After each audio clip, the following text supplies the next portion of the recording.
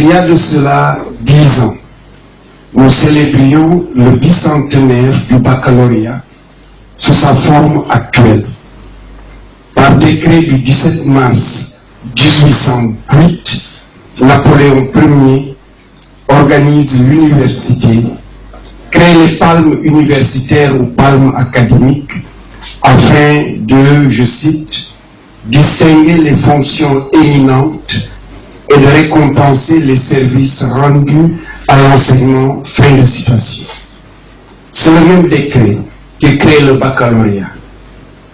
Napoléon Ier venait, par cet acte, de parachever une séquence importante de réformes dans l'éducation et la formation qui ont touché le primaire, les écoles spécialisées dont l'école polytechnique qui forme les militaires ou le Conservatoire national des arts et métiers. C'est dans ce cadre qu'ont été restaurées les facultés de droit, de théologie et de médecine et qu'est créée celle de sciences.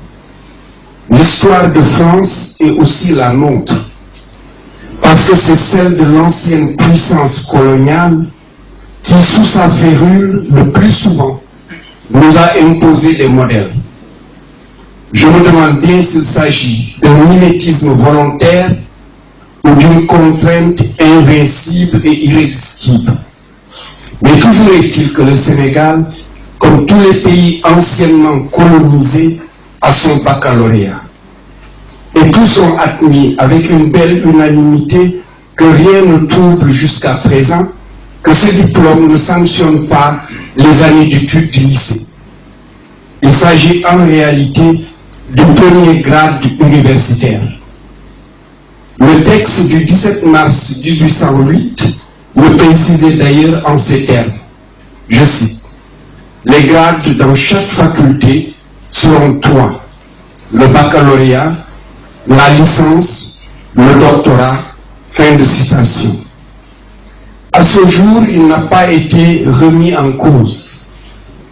C'est cette filiation historique qui explique et justifie la responsabilité du département de l'enseignement supérieur que j'ai l'honneur de diriger dans l'organisation et la gestion du baccalauréat, alors même que tous ceux qui le passent sont inconnus au fichier, comme disent les policiers, alors même que ceux qui l'évaluent ne dépendent pas de mon département en général, alors même que je n'ai aucun pouvoir dans la définition des curricula, alors même, etc., etc. Le poids de l'héritage, certainement. À l'époque de Napoléon Ier, les jurys étaient exclusivement composés de professeurs d'université et une forte prééminence était conférée au bac littéraire, pour utiliser l'apocope consacré. C'est cet héritage que nous avons recueilli sans bénéfice d'inventaire et qui nous donne 75% de littéraire chez les bacheliers qui souhaitent poursuivre des études universitaires. Cet héritage, donc, a imprégné toute la formation dispensée à notre jeunesse. Il continuera encore à orienter les politiques publiques dans l'enseignement supérieur s'il n'est revu.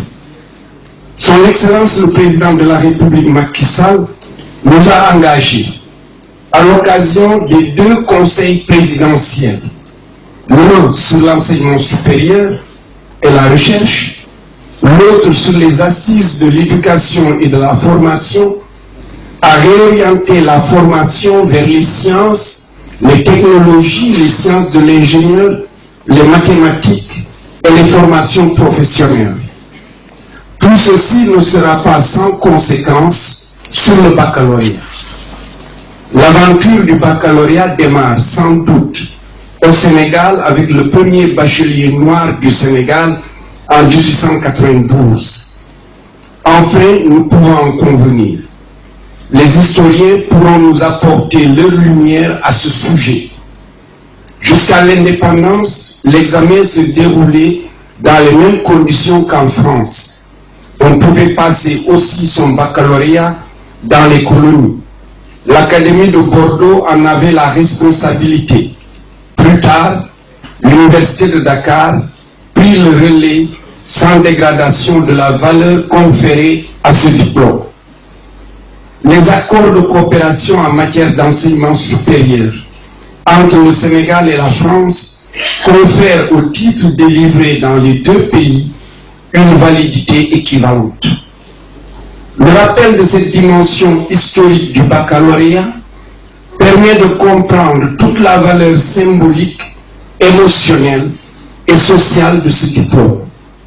Il y a autour de son organisation une forme de solennité qui mobilise les familles, les pouvoirs publics et les médias. En fait, une sorte de rite initiatique qui sanctionne les études secondaires et qui permet d'accéder aux études supérieures, qui élève ceux qui l'obtiennent à un rang qui a perdu de nos jours son éclat, mais qui n'en continue pas moins à être indispensable pour la suite. Passe ton bac d'abord, dit-on. En réalité, le bac, je vais utiliser l'apocope d'ores et déjà, non pas par paresse, mais en raison d'une consécration linguistique qui allège le propos. C'est le bac du Sénégal, de tous les Sénégalais.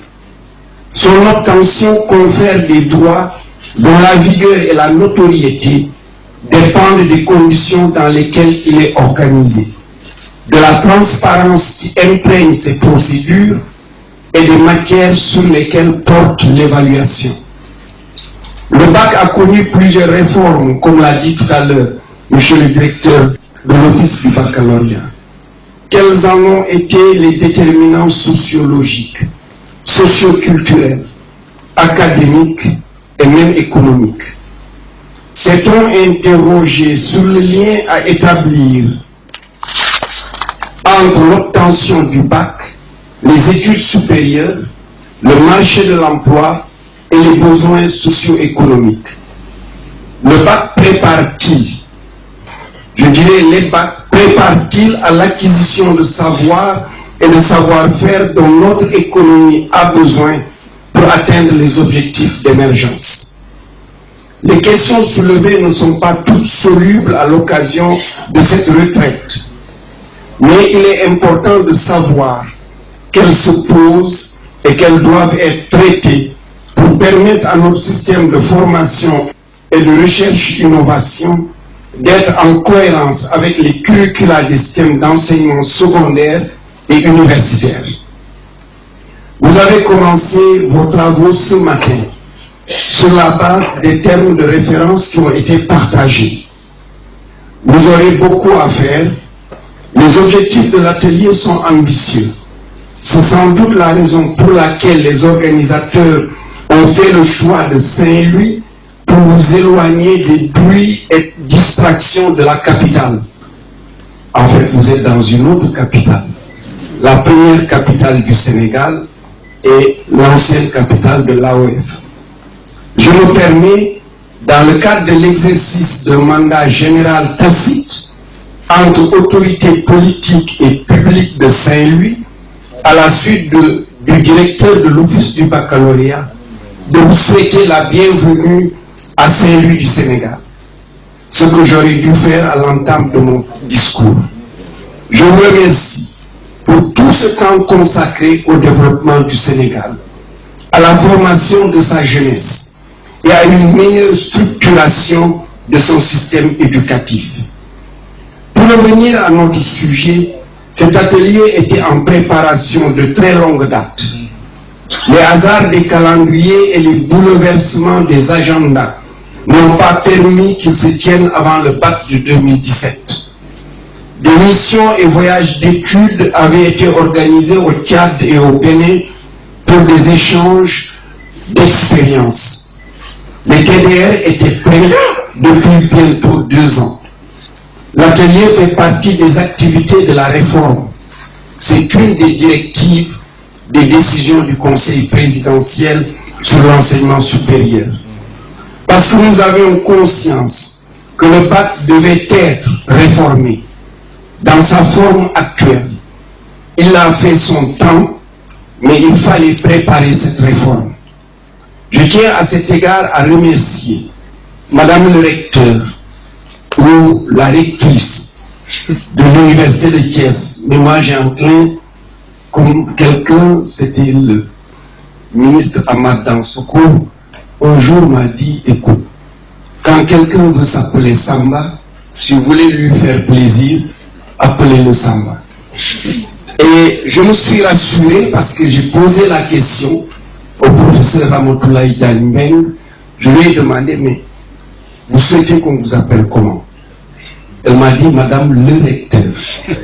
Donc, je dirais, Madame le recteur, professeur Ramatoulaye Diagne Mbengue, qui a piloté ce projet en tant que conseiller technique au sein du ministère de l'Enseignement supérieur en charge des questions académiques. Je confonds dans ces remerciements l'ensemble des membres du comité d'organisation au sein duquel le directeur de l'office du bac, M. Babou Diaham, a joué un rôle majeur en partageant son expérience dans la gestion de cet examen. Mesdames, Messieurs, nous étions et nous sommes convaincus que le baccalauréat sénégalais se trouvait à un moment important de son évolution. Il devait faire face à des évolutions majeures, était confronté à des difficultés qui avaient pour risque d'altérer sa crédibilité. Ce sont des problèmes généraux. Et sans perdre de vue la nécessité d'une vision globale du traitement à apporter à ces crises et aux attentes insatisfaites qui les suscitent, le département de l'enseignement supérieur et de la recherche a, par rapport à ces problèmes, une perception qui lui est sans doute spécifique et qu'il aimerait partager avec la communauté académique nationale. C'est la raison pour laquelle nous vous avons conviés à cet atelier pour échanger autour des questions qui préoccupent le pays. Il est temps de se pencher sérieusement sur ces travers et défaillances qui sont en train de compromettre notre traditionnelle renommée. Un dialogue doit être mené entre le pays et son système éducatif pour une modernisation du baccalauréat au profit de la nation. Et je vous dirai d'ores et déjà qu'à la fin de cet atelier, il sera mis en place une commission nationale de réforme du baccalauréat qui prendra le temps qu'il faudra et qui associera toutes les personnes qu'il faudra pour faire des propositions de réforme en adéquation avec la perception, avec les objectifs que nous voulons pour le baccalauréat. Les fuites de cette année ont quelque peu contrarié nos projets. Il a fallu attendre la stabilisation des procédures administratives et judiciaires en cours pour avoir une claire perception des implications et responsabilités de ce qui, le plus souvent, constitue de la délinquance de droit commun et qui ne met pas en cause l'enseignant escalité, mais qui incrimine l'individu avec ses turpitudes et son inclination à la malfaisance. Les plaintes déposées contre X ont permis l'ouverture d'une instruction. Et surtout, c'est essentiel de le souligner, car c'est ce qui était recherché, de déterminer les responsabilités et les modus operandi des délinquants. Ces résultats et les attitudes qu'ils induisent ont été intégrés dans les TDR. Il est important, cependant, et d'ores et déjà, de réfléchir à un manuel de procédure prenant en charge notamment toutes ces petites et grandes indélicatesses qui, si on y prend garde, risquent à terme de discréditer le pacte et jettent l'opprobre sur ses organisateurs. Je veux souligner, et j'invite les uns et les autres, parce que j'ai eu à le faire, d'aller sur Google. et de taper sur fuite du baccalauréat 2017. Vous allez vous rendre compte que ce n'est pas seulement le Sénégal. Il y a un grand pays que j'ai cité tout à l'heure et qui a eu peut-être 5 ou 10 fois plus de fuites que le Sénégal l'année dernière. Comme on dit, ne dédouane pas chez nous. Mais il faut savoir que c'est une question qui commence à être une question mondiale. Et il faut la traiter comme telle. Comme telle. J'avoue cependant avoir toutes les raisons d'être satisfait du diplôme. Et donc, alors quand je dis cela, ça ne veut pas dire que je ne veux pas que ça change. Oui, je veux que ça change. Je veux que ça change. Mais, donc je dis cela. Donc des enseignants qui ont dispensé le savoir ayant permis de l'acquérir, de ceux qui ont participé aux évaluations et du système mis en place pour l'organiser avec les moyens mis à la disposition des responsables. Finalement, nous ne faisons pas pâle figure hors du Sénégal avec nos bacheliers et surtout ceux de 2017. Pour prendre simplement ce que nous envoyons avec la bourse nouvellement créée depuis 2013, dite bourse d'excellence. Aujourd'hui, nous avons plus d'une dizaine de nos élèves qui sont à l'école polytechnique de Paris. Le lycée Louis-le-Grand, qui au départ nous prenait 4, 5, aujourd'hui est sur la voie de doubler l'effectif. Le lycée du Parc de Lyon, la même chose. Ce qui signifie que pour eux, les élèves que nous envoyons sont de très bonne qualité. Et nous ne tiendrons pas longtemps dans ces conditions. Oui, il faut réformer le bac. Je ne reviendrai pas sur ce que nous avons à faire. Ça, c'est l'affaire des spécialistes que vous êtes. Ce n'est pas le ministre. J'avais prévu de participer à cet atelier en tant qu'acteur et enseignant durant ces 3 jours. Des obligations aussi inattendues qu'insupportables m'amèneront à m'absenter. Mais je suis avec une particulière attention les conclusions des différents ateliers et m'engage à en assurer le suivi institutionnel. Le rendez-vous de Saint-Louis marquera, je n'en doute pas, une étape essentielle dans l'organisation du baccalauréat sénégalais. Nous construisons pour l'avenir, pour nos enfants et probablement les enfants de nos enfants. Que la réforme du bac soit nécessaire, cela est indiscutable. Quel sens faut-il lui donner? C'est à ce débat que nous avons convié cet aéropage d'experts, d'horizons et de sensibilités différents, mais partageant tous un absolu et incorruptible attachement au développement du Sénégal par l'éducation et la formation.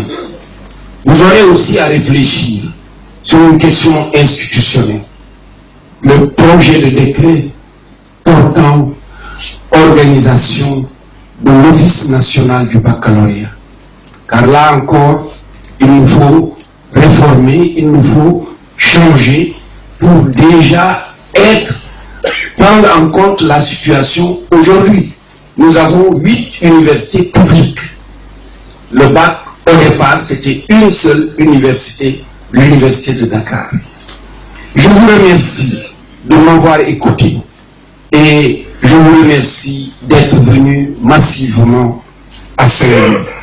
Et pour respecter le format de cette instance et aussi l'objet de mon intervention et sa dimension protocolaire et politique, même si les travaux ont démarré ce matin, il semble qu'il faut que je dise, et je le dis avec vous, je déclare ouvert l'atelier de réflexion sur le baccalauréat.